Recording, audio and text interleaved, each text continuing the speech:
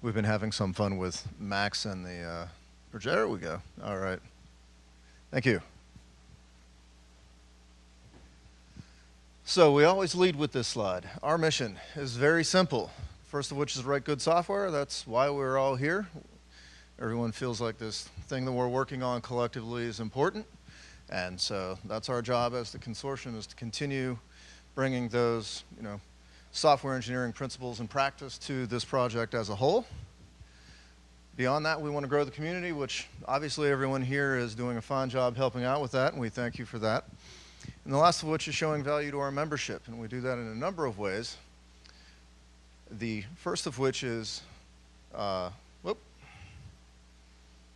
my slides aren't in the order I thought they were in. Moving on, the business model is very straightforward here, but we typically start with a proof of concept, and that can be hands-on, so we provide a lot of email support.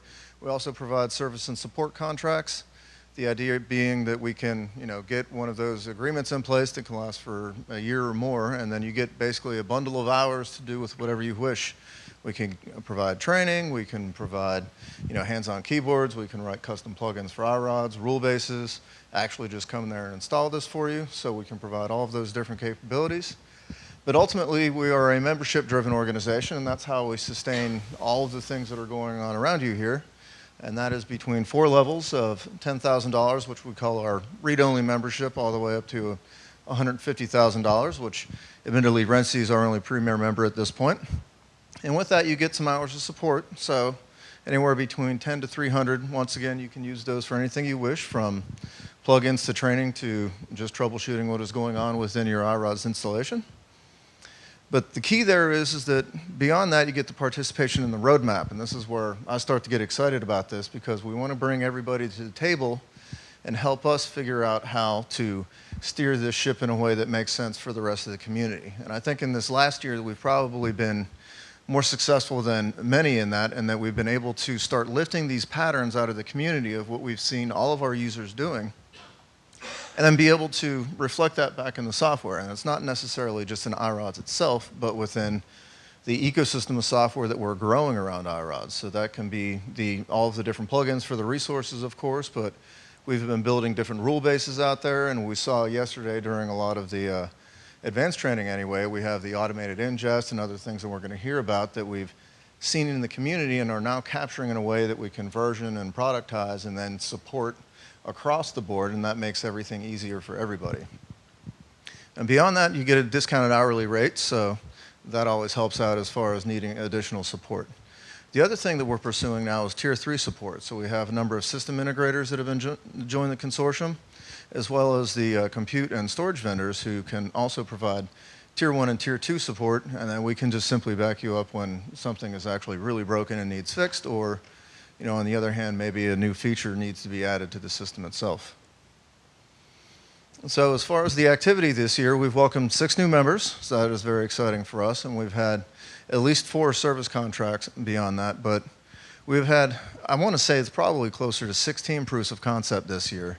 And the interesting thing about that to me that has been that has started out almost across the board with automating ingest on the left from either file systems or instruments or what have you, like we've talked yesterday, and then somehow moving that data through the system, either from the edge to the instruments, out to archival storage, or out to analysis, or integrating with parallel file systems and so on. So every proof of concept we did this year started out with that same theme. And I feel like we're getting on a pretty good footing as far as building these features out. So the capabilities that you see back here are these things that we're going to package and productize and version. The first of 2 I'd mentioned are the automated ingest and the storage tiering, and everything else that's going to grow around that. So since we're all in the room, if there's something else that is missing, up here, or that we need to add or address, then this is absolutely the time to make it known.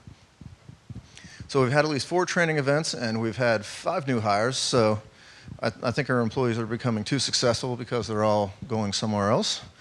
And beyond that, we have joined the OpenSFS Consortium. So as an effort to help sustain not only another piece of open source software, but sort of as a testament to our goal of integrating directly with Lustre and other parallel file systems, we've joined that consortium. and hopefully we can work together and build that relationship to integrate these two pieces of software in a way that makes sense for the HPC community as a whole. Beyond that, we've had some other exciting times within the consortium. So we've had the metadata templates working group. So that was a reoccurring meeting that we've had between our friends at NIEHS and RENCI and the broader community about how we can develop the technology around providing metadata templates as a service and a feature across iRODS and all of the additional clients that happen to be communicating with the system. Beyond that, we have now moved on to the MetaLinks working group. So this is a working group built around that open source piece of software that EMC had donated to the consortium. And this is, I think at this point, becoming our flagship web-based interface to iRODS, and it's becoming quite robust. We've had 10 external code contributors this year, so as an open source product, that's really important. The more help that we can get from the community, the better across the board. The more eyes, the more better. Let's see, beyond that, we've had 70 new iRODS chat members and 75 new Twitter followers. I mean, how can you beat that? We're doing great. How many Twitter followers do we have? It's not 75.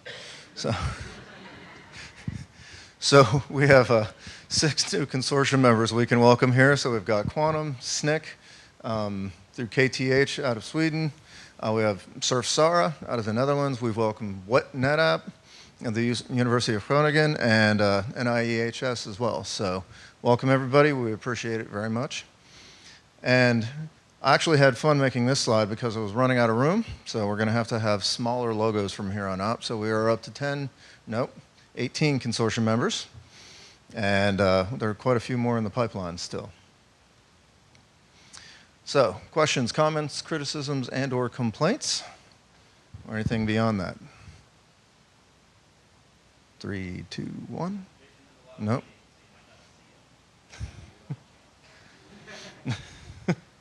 I'll say good morning tomorrow at least. So you know. All right. Well, I think beyond that, then we have the fun stuff from here on out. The technology update is next.